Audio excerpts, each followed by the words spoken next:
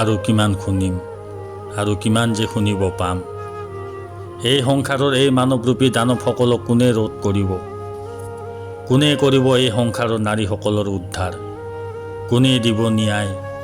আৰু ন্যায় পাবনে নাই? নে এনেকৈ এদিন সকলো ঠাণ্ডা হৈ পৰিব? কোনে জানে কি জানি ইয়াৰ পিছত আপোনাৰ মোৰ আমাৰ সকলোৰে মৰমৰ ভনী জীয়ৰীসকলেও এদিন এজনী এজনীকৈ এই দানৱসকলৰ নিৰ্যাতনৰ বলি হ'ব লগা হয়।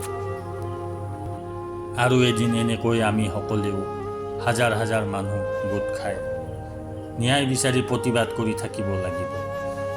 আৰু দুই এদিনৰ পিছত এয়াও ঠাণ্ডা হৈ পৰিব, সকলেও পাহৰি যাবলৈও ধৰিব। আৰু এনেকৈ এই সমাজখনো চলিয়েই থাকিব। আৰু অপৰাধীসকলেও আইনৰ চকুত ধূলি দি সাৰি গৈয়ে থাকিব।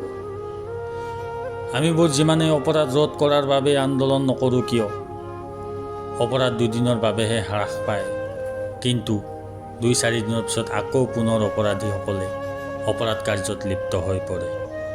গতিকে এই অপৰাধ ৰোধ কৰিবলৈ হ'লে এই অপৰাধীসকলক চিনাক্ত কৰি গুৰিৰ পৰা শেষ কৰিব লাগিব।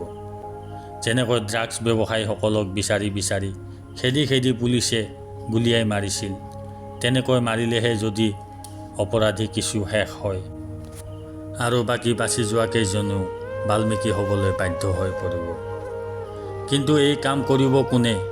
এই যুগত না প্ৰভু শ্ৰী ৰামচন্দ্ৰ আছে, না ভগৱান শ্ৰীকৃষ্ণ। গতিকে সমাজৰ সকলো মহিলাসকলক মোৰ অনুৰোধ, এইখন সমাজত জীয়াই থাকিবলৈ হ'লে কেৱল লক্ষীৰ দৰেই নহয়, সময় উপযোগী মা কালীৰো ৰূপ ধাৰণ কৰিব লাগিব। ধন্যবাদ। জয় আই অসম।